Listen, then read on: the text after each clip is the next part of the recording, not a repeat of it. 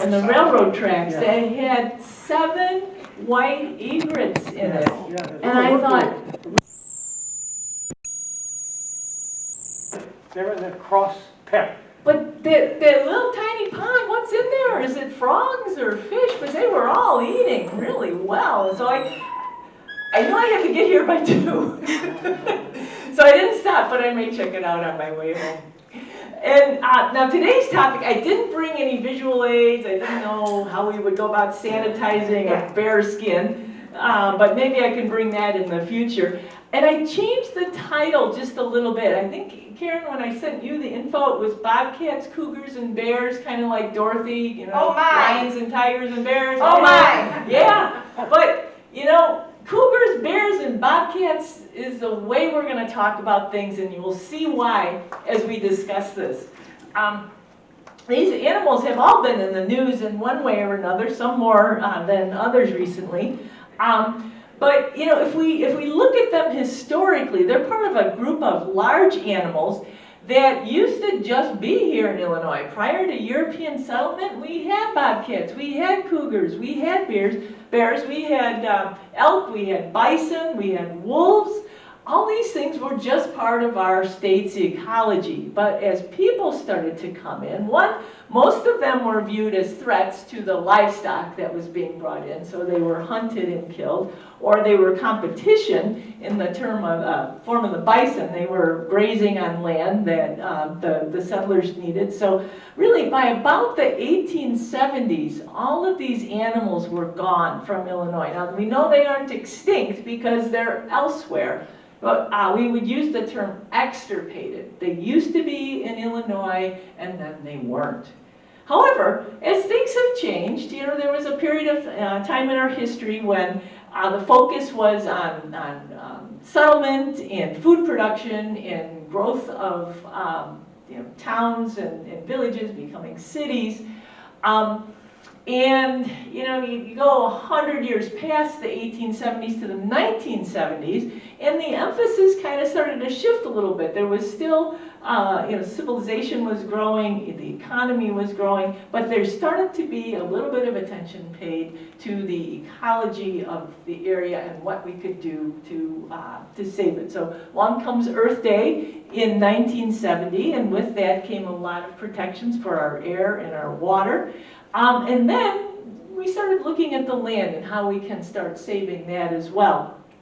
And as we started setting aside bigger and bigger pieces, now we had our national park system, but the local government started looking at ways they could do a better job of not just purchasing land pieces, but turning them back to nature, restoring that old ecology. And so now here we are 50 years after Earth Day, and we're starting to see the fruits of some of that labor in the reappearance, sometimes casual, sometimes a little bit more than that, of some of these large animals.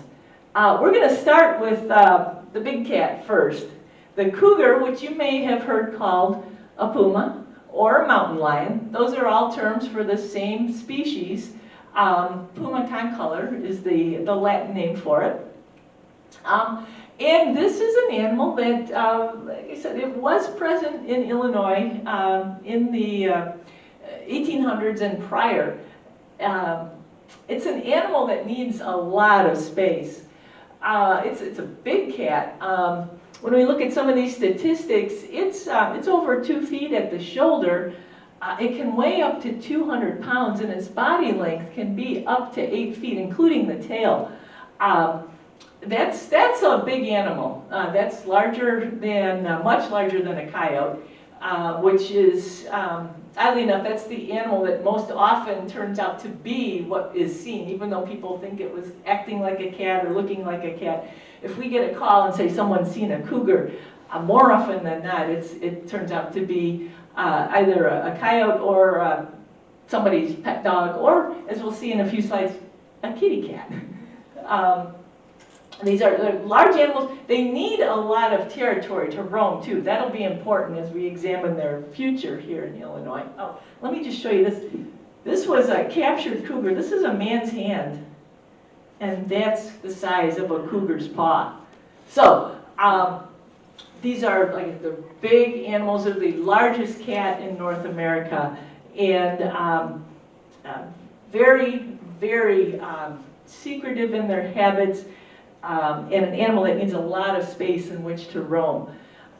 They are classified as carnivores. If any of you have ever had a pet cat, you know they don't, except if they're chewing on your houseplants, they don't really eat vegetable matter at all. They eat a lot of meat. In the case of cougars, because they tend to occur, there is a pretty good population of them in the western states. Out west, the primary form of deer out there is the mule deer. And this is what a mule deer looks like. You can see how they get their name, those big mule-like ears. They also don't have a white tail that they flap up the way our local white-tailed deer do. But this is the main part of the diet for the cougar out west. They'll eat other things too. They might even catch bugs if it's a big year for a certain type of insect that's edible. But it is always animal protein that they consume. Now, I did bring it again because of needing to sanitize everything these days, but I actually have a skull in my office that was brought to me by a gentleman who does a lot of traveling out west, and it's a mule deer skull, but it's only the front 2/3 of it. The back part is gone, and there's 2 indentations that are about 1.5 inches apart, which is the distance between the big canines of a cougar. So he's fairly certain that he found the skull of a deer that had been predated or killed by a cougar. So it's a neat little conversation piece, but maybe I can bring that again too when I come back again another time. They need, as I said, they need a lot of room to roam. They prefer dense areas of dense growth, but when especially if they're on the move, they can go through other areas that are less densely covered. Regardless of where they are very reclusive, and they typically avoid people. Now, there are some exceptions to that. Every once in a while, someone will get surprised by a cougar, or as I like to say, the cougar got surprised by them. There have been instances of joggers being attacked by these animals, and bicyclists as well, again, out west. In fact, I don't know if any of you longtime residents of this area might remember Mary Oxenschlager, but she was kind of the founder of the nature department at the St. Charles Park District. She grew up, her dad was an official out in the Grand Canyon, so she grew up in an area that had these cougars. And she said that is really the one thing that she fears when she's out in an open space where cougars are. Like she said, most other animals you can see them or you can hear them, you can see signs of them, and you can take measures to protect yourself. But she said cougars, they stalk their prey. They're oftentimes up in a tree. They're very silent. And she said one could drop on you and you wouldn't even know it hit you. So they are an animal that deserves our respect. Now, okay, they're reclusive and they avoid people, but what do we have here? This is my friend Susan. This is out in Tucson, I should add. Very, very hot out there. Typical temperatures of 110, 112. She and her husband lived in a house that backed up to, they had 20-some acres themselves, and then they backed up to a large preserve. So they had all kinds of wildlife. She heard her cat one day just kicking up a fuss, and she went and looked out the window, and can you see the legs up there? So a cougar, on a very, very hot day, found the shaded cement of their patio to be just the place to hang out for the afternoon. So would this animal, attack Susan? No, it would probably run away. If she had to go out and get the mail or what. She didn't. She let it stay there on the patio. But there are always exceptions. So they are reclusive. But when you've got cool concrete on a 112-degree day and you've got that fur coat on, a cougar will take advantage of opportunities like that. I should add too, that this cougar would drop by from time to time. There was never any, Susan never felt unsafe. She and her husband, they would sit on the chairs that are on that patio, and they never had to worry about the cougar. They kind of had an agreement, you use the patio now, we use it later. But I was just in awe when she would send me these photos. So this is a map that there's a group called the Cougar Network. You can Google that and look up all sorts of information. They track cougar sightings across the country. That large green part of that map shows the cougar's kind of natural or normal range. You can see in South Dakota, there's kind of a area here. We'll refer to that again in a little bit. And then all these dots are verified sightings. It's a little hard to see, but some of those dots are red and some of those dots are blue. The blue ones, they call a class 1 confirmation. That means there is very little doubt that that was a cougar. Sometimes it's a body, sometimes it's a live animal that was captured. A really good, clear photograph. Usually those come from game cameras or security cameras, or verified DNA evidence. And that means they've run it through a lab and it is indeed cougar hair or scat. Class 2, pretty reliable. Again, all of these things need to be verified, but the red dots would be tracks. Those big paws we saw, they leave a pretty identifiable track. Or other sorts of cougar evidence. Maybe, we talked about how my friend found that skull with the dents in it. And another thing these cats do is they come from behind. So when you find a carcass that is missing the back part of the skull, that's a possible cougar thing. Another thing they do is they don't always eat everything on site. They may cache it, bury it for later, cover it up. And so many of these things, I can just picture my cat Jimmy doing the same thing. Again, those of you who've had cats. Big cat, little cat, there's some things that don't vary. There's very identifiable behaviors. But signs, tracks or carcass, again, verified by a wildlife professional. That's what all of those red dots are on there. A cougar, as I mentioned before, they need a lot of space. 50 to 150 square miles might be the area that these animals will roam in. And out west, that's possible. You can roam for that sort of distance and not run into people. Or you can run away from people if you do run into them. Around here, that's tough to be able to make that kind of distance and not have a lot of encounters with humans. They estimate there's about 30,000 of these cats in that green area. That number does not include these other sightings. These other sightings kind of represent cats that are on the move. Usually it's the males that will leave their natal or their home territory where they were born and strike out trying to find a mate.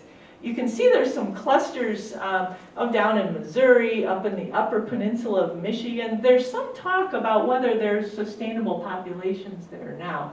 As of today, those are still just considered random sightings. They haven't found evidence of breeding, but some of those parts of Missouri and the Upper Peninsula of Michigan are pretty remote. So it could be we've got some early signs of a sustainable population there, but again, not verified. So what do we see around here, and how do we go about verifying it? Now this was a photo that was sent to our friends over here at the Geneva Park District. There's a big cat in the backyard. This was in February of this year. It was late at night. Now, again, these animals are, actually it wasn't that late, it was 7:45 at night. All right, keep that in mind. These animals are reclusive. They can come through areas where there are people, but they tend to do that at times when people aren't out. So if it's dark, if it's yucky weather. They also tend to travel in corridors that are easy to avoid people. So railroad tracks and rivers and streams. Those are how these animals tend to move from place to place. Now this is a suburban Geneva backyard. Keep in mind this perspective here of the big cat by the big tree. Later, that same night, 2:23 a.m., we've got a pair of foxes. Foxes, about that big. If we compare the two, that cat there to these cats here, feral cat, house cat, that's left out for the night, and foxes. So, what looks to be a large cat was a large house cat. So perspective, and these game cameras can be very, very tricky. I had another image that was shown to me. I wish I had a copy of it, but this was given to me by a friend, shown to me by a friend whose daughter lives in California, which does have a cougar, pretty good-sized, thriving population of cougars. It looked for all the world like they had a cougar come up to their back step. And they were quite concerned because they've got pets, they've got young children. They thought, we can't have this big cat hanging out in our backyard. Well, then a couple nights later, they got another image. They had moved the camera a little bit to get a little better perspective, and they did determine that that too was a house cat. But a cat, even though, like if you can take a picture of yourself, if you're up close to the camera, you look really big, and if you're far away, you look really small. Where the camera is placed is going to determine how big or small that animal looks. Let's see, what else do we have here? So this, can we see here? Let's zoom in a little bit. Whoops. Where am I going here? Hold on. All right, I guess we didn't do a zoom on this, but can you see here? There. And there. That's a cougar laying by the side of the road. Now this was on Facebook, and we know how news on Facebook can be. This was labeled as being on Big Timber Road in Elgin, a little west of Randall. This was a little over a year ago, in June of 2019. Well, if a cougar gets hit by a car, somebody's going to be all over it. It'll start probably with our local forest preserve district or the local law enforcement. Somebody's going to call it in. And then it's going to go to the state DNR, and then it'll probably go to U.S. Fish and Wildlife, and the carcass would be protected and collected and analyzed and everything. So nothing ever came of this sighting. So I suspect that this was not Big Timber Road, and this was just somebody, because that happens, people want to have, get a rile out of the local citizenry. So this, I don't think, counts as a verified sighting because nothing was ever documented from that site. Now, what has been documented, the Illinois Department of Natural Resources, you can find this on the IDNR website. You can also find it on the CougarNet website. 2002, down in Randolph County, which is down south, there was a male cougar that was killed by a train. Over in Mercer County, which is in western Illinois, there was another male cougar killed by a hunter. And then this one got a lot of notoriety. 2008, up in Chicago, Roscoe Village on the north side of the city, there was a cougar that got kind of cornered and was acting aggressively. It wasn't tranquilized, it was euthanized. It was killed on the north side of Chicago in 2008. So they did DNA analysis on all 3 of those animals. There was a similarity to the DNA of cougars in that South Dakota. Remember that little green area we looked at on the map of north of United States? That they're genetically similar, but we just don't know. It is possible for an animal to travel that far, and as I mentioned, the males will often leave their territory to find a new territory with a mate, but these animals might also have been released from captivity or escaped from captivity. We just don't know for sure. Now, there were repeated reports in September, October, and November. That's the little blue dot up there in Joe Daviess County. That's where Galena is. There's a lot of open country up there. That's a very attractive area for bobcats because that's an unglaciated part of the state. So there's lots of craggy, rocky types of bluffs that they like to hang out in. And then in November of 2013, there was the Morrison cougar. I'm going to take a closer look at that one. Morrison is up in, I believe is that Carroll County? Whiteside County, where that black cross is up there. So the Joe Daviess cougar actually traveled a little bit. Joe Daviess, let's see, I'm sorry. Joe Daviess cougar was sighted. We don't know what happened. But the Morgan, Pike, and Calhoun counties, those sightings were all close enough together. They think that might have been the same animal. And you can see these are all game camera, and these were all verified by wildlife professionals. Here we've got the long tail, clearly a large animal. Here we've got a great shot of that little black mask around the nose, the long tawny tail up here. And then this one was kind of tough, but I think used in conjunction with these other sightings, this one was determined to be legitimate in 2012.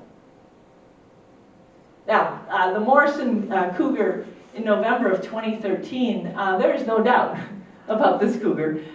It was on a farm in Morrison, and it was hanging out near a corn crib, and it actually got cornered in a structure. I think it was like a concrete storage area, and the farmer had been eyeing it somewhat nervously because it had been eyeing his livestock. And when it comes to wildlife versus person's livelihood, usually the wildlife is what has to go. And the decision was made to euthanize that cougar that was in 2013. So where is it that you can go in Illinois to see a cougar? Well, we're really lucky to be just a little bit north of Phillips Park Zoo in Aurora. Has anybody ever been there? It's on the east side. Several years back, they made the decision. Phillips Park had always had kind of a interesting collection of largely donated animals, a lot of exotic species, but I would say 15, 20 years ago, they made the decision to focus on North American wildlife. They got bald eagles, they got river otters, they've got a few wolves, and they've got Tonka, the cougar. See, Tonka, he probably is even a little bit higher than that 200-pound maximum weight that we'd seen in a different slide. Tonka is living the good life there. He's about 15 years old. Lifespan in captivity averages 20 years, so Tonka can stay healthy. Maybe do a little diet and exercise regimen. You can expect to see Tonka there for several years more, but there's a reliable cougar sighting for you in this area. Other ones, I don't know. I would say, just personally, the most, what I would consider a sighting that could have possibly been a cougar occurred, I believe it was in 2016. There was a gentleman, he called me, he was really kind of rattled. He was driving to work early in the morning, so at the time it was about 4:30 in the morning, so no other people out. He was on Campton Hills Road, and he was out west near Anderson Road. So a lot of rural a lot of cornfields out there, the Biddle farm is out there. He said this animal bounded out from a ditch and disappeared into a cornfield, and he said it wasn't a coyote. He described the long tail. He said his headlights caught the yellow color of the fur. There was no way to verify it, but I mean, everything he said, he kind of checked all the boxes. It was the time, it was the right behavior, it was not just hanging out by the side of the road. And animals do turn up, from time to time, passing through, going to other places. But for the most part, if you want to see a cougar, Phillips Park is your most reliable one.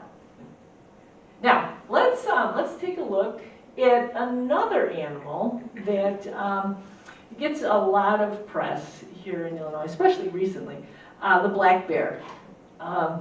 Again, present in our state in the 1870s and prior, but just don't see them that often anymore. They're large too, 4 to 6 feet is their length, about 3 feet when they're on all fours at the shoulder, but they can be up to 6 feet if they're rearing up on their hind legs. Males get to be up to about 350 pounds. The females are quite a bit smaller, about half that size. They max out around 180 pounds. But still, that's a big animal. And fairly unmistakable, although I've got some stories about that too.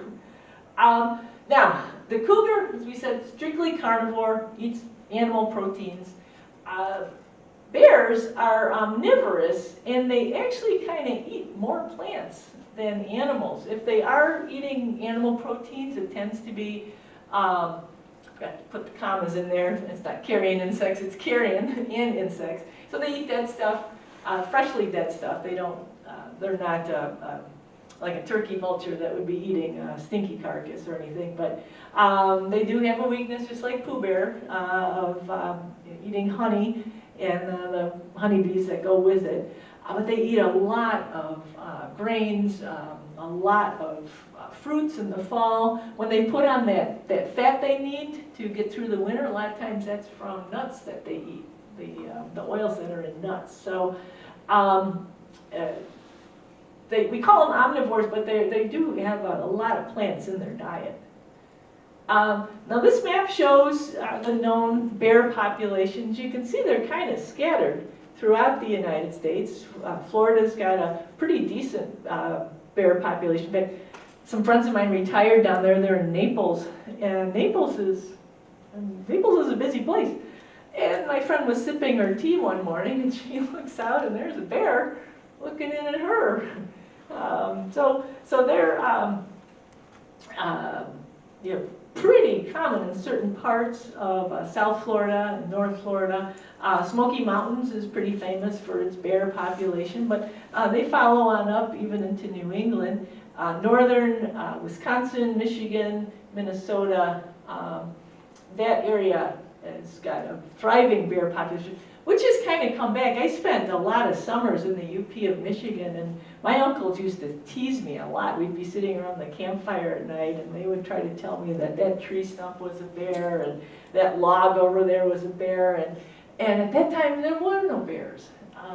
My cousin still lives up there today, and she had a bear watching her last winter. Last fall she was vacuuming.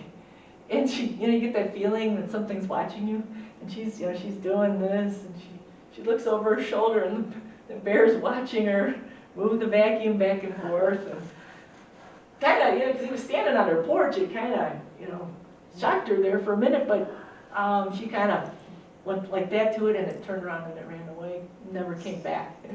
So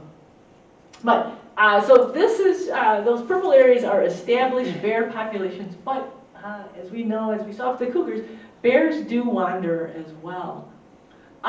This is kind of a rundown of some of the more recent sightings of bears in Illinois. The blue dot there corresponds to Bureau County, which is in western Illinois. That bear actually was captured and taken down to a facility in southern Illinois. they were thinking that it might have been someone's pet, just because of the way it was acting, and they didn't feel as though releasing it into the wild would be safe for that bear or for people. So it's actually down in a kind of a bear park type place down in southern Illinois. Then in 2009, up in the northwest part of the state, that's that green jiggly line there, wandered down into Iowa, came across the Mississippi into Savannah, wandered around Carroll County, went up into Joe Daviess County, and then crossed into Wisconsin and was gone. That was throughout the month of June in 2009. Then in 2014, I remember this one quite well. I have a friend that works at a nature center in Genoa, and she actually, her degree was in wildlife biology, and she's kind of a large carnivore expert. And here there was a cougar or a bear that had wandered within just a mile or so of her nature center. She thought maybe that they could see each other. It turns out that bear was going around. Remember, they eat a lot of grains. It was going kind of from farm to farm and town to town. It was eating birdseed and drinking hummingbird nectar. And it too, both of those, the 2009 bear and the 2014 bear were both males, and again, were probably wandering around looking for a mate. Then last year, in June of 2019, down in southern Illinois, there, Johnson County, they didn't have sightings of the bear, but just as we talked about with cougars, there was some verified signs that the bear had been there. It busted open a honeybee hive and ate the honey, which is, again, classic bear behavior, and it left hair behind that they were able to analyze and determine that a black bear had been looking for honey down in southern Illinois. So that brings us pretty close up to present day, but did any of you hear about Bruno? Yeah. So Bruno, Yeah. he became a media star just within the last few weeks. In fact, he's even got his own Facebook page called Keeping Bruno Safe. He was first spotted in Illinois on June 10th. And he just kind of meandered his way down the western part of the state, kind of, this Facebook group, a month ago wasn't even in existence. Now it's 150,000 people watching all these updates on Bruno. So Bruno, he appeared near the Quad Cities in early June, about June 10th or so. And people just went bonkers. Here we can see these are just random shots from that Facebook page. It was determined to be a male, big boy, 350 pounds. The DNR was on him like that because they realized he wasn't really staying so secluded. He was going in people's yards, he was walking on highways. So he kind of had an escort as he came down through the state. He made fairly steady progress going south, again along that western edge of Illinois. But check this picture out. There's over 100 people that came to see if they could get a glimpse of Bruno.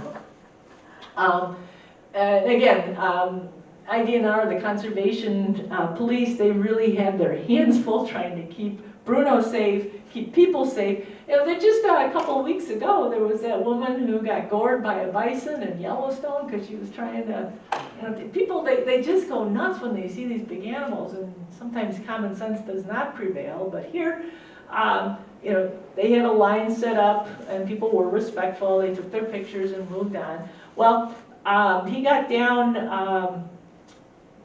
to kind of southwestern Illinois and jumped in the river, swam across, took a little break on one of the islands, and then swam over into Missouri.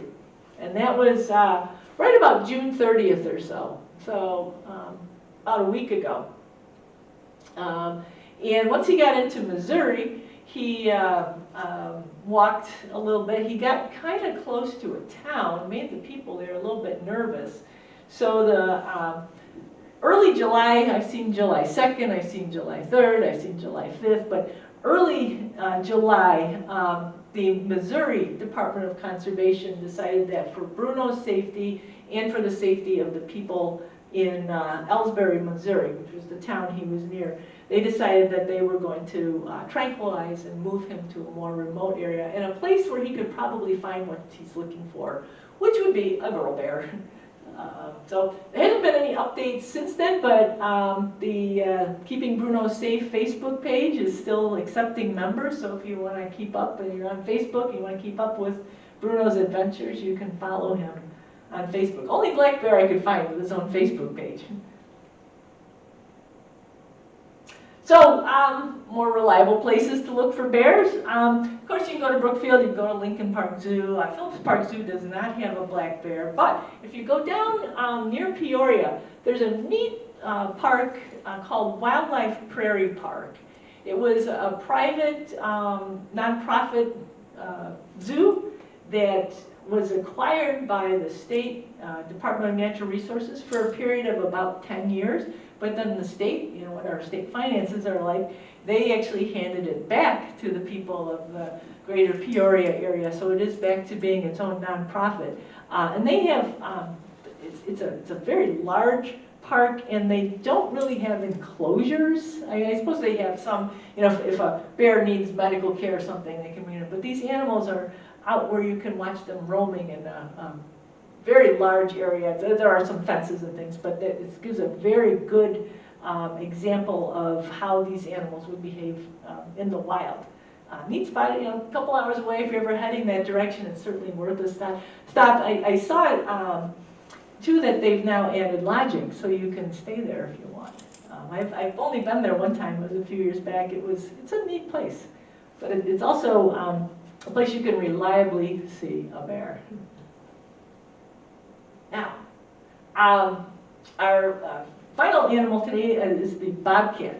Now, cougars, we said they need a huge range to roam. The possibility of cougars setting up a viable, sustainable population in this part of Illinois, it's not going to happen. And similar story with bears. There might be some territory in southern Illinois where they might be able to breed.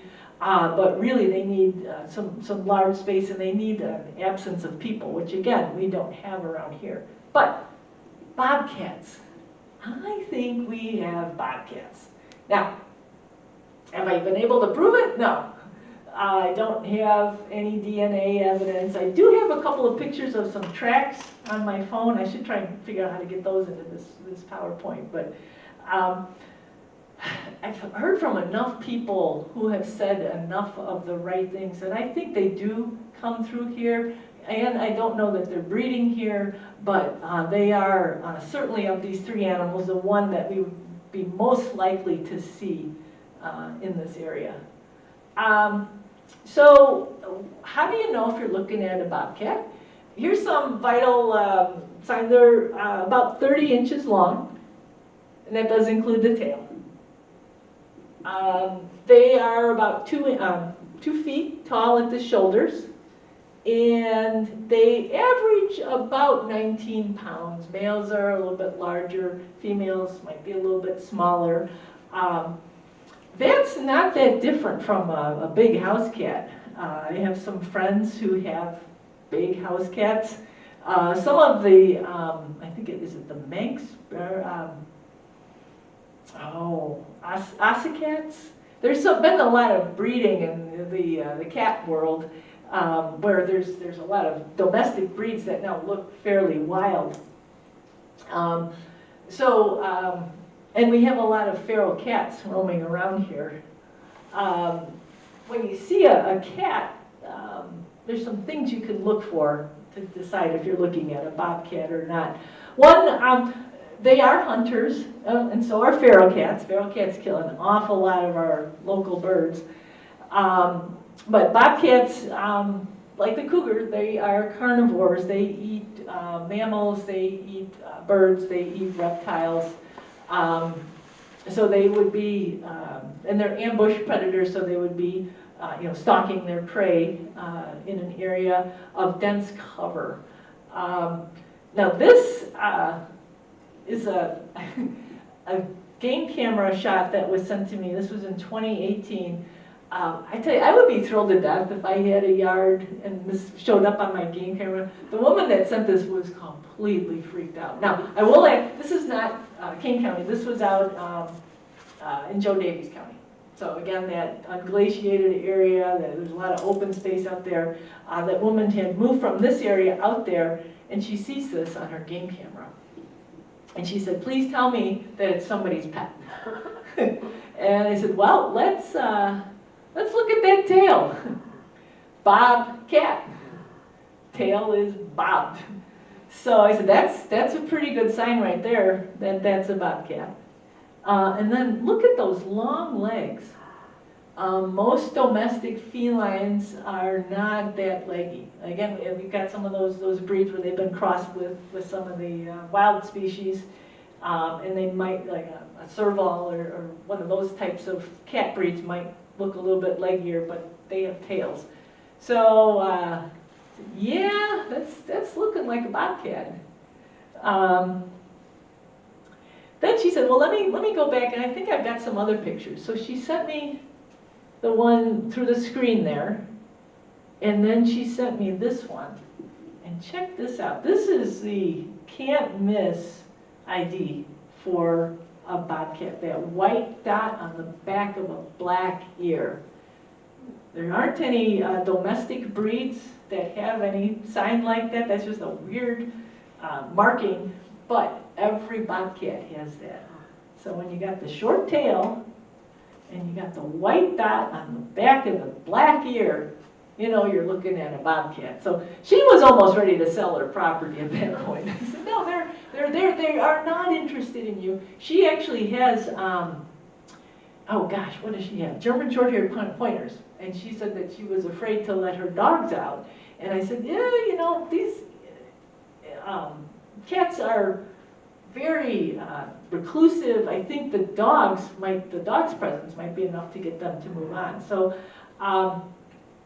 I have not heard of any more bobcat sightings from her. Again, this was 2018. Last time I heard from her, it was about coyotes. So I don't know if her dogs ran the cats out of the yard. But I keep thinking, you've got this wonderful wildlife paradise and you're afraid of all of it. Maybe you should come back here and live in a condo or something. But those are the things you look for when you're looking at a bobcat. They're trying to decide if you have one. Here's a little close-up view of those ears where you can see that white dot. The ears also, it's a little hard to see usually, but there's a tuft of black, a few strands of black fur or hairs that pop up off the top of those ears.